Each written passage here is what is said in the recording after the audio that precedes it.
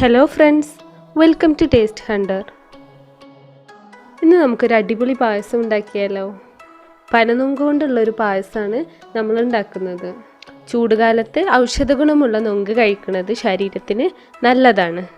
ഇതിലേക്ക് വേണ്ടത് 1 ലിറ്റർ പാല്, പനനൊങ്ക്, ഇതിപ്പോൾ ഒരു 7 പനനൊങ്കുണ്ട്, പിന്നെ അര കഷ്ണം ആപ്പിള്, 2 ടീസ്പൂൺ നെയ്യ്, കുറച്ച് മുന്തിരിയും അണ്ടിപ്പരിപ്പും, ഒരു പിടി ചൊവ്വരി, കുറച്ച് പഞ്ചസാര, പിന്നെ 4 ടീസ്പൂൺ പാൽപ്പൊടി, ഒരു ബോട്ടിൽ കണ്ടൻസ്ഡ് മിൽക്കും. ഇത്രയുമാണ്.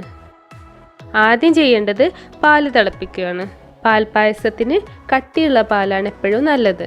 കട്ടിപ്പാലില്ലെങ്കിൽ കുഴപ്പമൊന്നുമില്ല, നമ്മൾ കുറുകാനായിട്ട് പാൽപ്പൊടി ചേർക്കുന്നുണ്ടല്ലോ.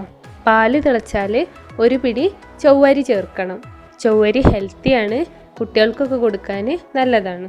ചൊവ്വരി ഏകദേശം വേവാറായിട്ടുണ്ട്. അപ്പോൾ അതിന് മുമ്പായിട്ട് നമുക്ക് കണ്ടൻസ്ഡ് മിൽക്ക് ചേർക്കണം. ഈ ഒരു ബോട്ടിലിൻ്റെ പകുതിയേ ചേർക്കുന്നുള്ളൂ, അതായത് 200 ഗ്രാമാണ് ചേർക്കേണ്ടത്. ഇതൊഴിച്ച് കഴിഞ്ഞാൽ നന്നായിട്ട് ഇളക്കി കൊടുക്കണം.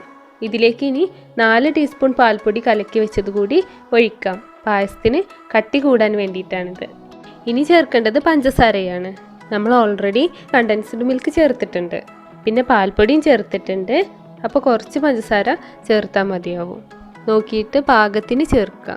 അടിയിൽ പിടിക്കാതിരിക്കാനായിട്ട് പായസം ഇളക്കിക്കൊണ്ടിരിക്കുക. ഇപ്പോൾ ചൊവ്വരി വെന്ത് വന്നിട്ടുണ്ട്. നമുക്കിതൊരു പാത്രത്തിലേക്ക് മാറ്റാം. ഇനിയാണ് നൊങ്കും ആപ്പിളും ചേർക്കുന്നത്. പായസം ഒന്ന് തണുത്ത് ചെറു ചൂടിലാണ് ഇത് ചേർക്കേണ്ടത്. ഇതുപോലെ ചെറുതായിട്ട് ആപ്പിളും നൊങ്കും കട്ട് ചെയ്തെടുക്കുക. ഇനി ഇത് പായസത്തിലേക്ക് ചേർത്ത് കൊടുക്കണം. നല്ല ചൂടുള്ള പായസത്തിലേക്ക് നൊങ്ക് ചേർത്ത് കൊടുത്താൽ വെന്ത് പോവും, അപ്പോൾ ടേസ്റ്റ് ഉണ്ടാവില്ല. ഇനി നമുക്കിതൊന്ന് വറവിടണം. 2 ടീസ്പൂൺ നെയ്യ് ചൂടാക്കിയിട്ട് അണ്ടിപ്പരിപ്പും മുന്തിരിയും വറുത്തെടുക്കുക. എന്നിട്ട് ഇത് പായസത്തിലേക്ക് ചേർക്കുക. അപ്പോൾ നമ്മുടെ നൊങ്ക് പായസം റെഡി ആയിട്ടുണ്ട്. ഇത് വളരെ ഹെൽത്തിയാണ്. ചൂടുകുരു ഇല്ലാതാക്കാനും കരൾ രോഗം അകറ്റാനും ഒക്കെ ഇത് നല്ലതാണ്. സ്തനാർബുദം കുറക്കാനായിട്ടും ഇത് ഹെൽപ്പ് ചെയ്യുന്നുണ്ട്.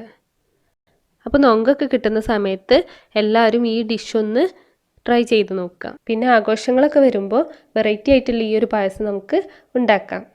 എല്ലാവരും ഉണ്ടാക്കി നോക്കിയിട്ട് താഴെ കമൻറ്റ് ഇടുക.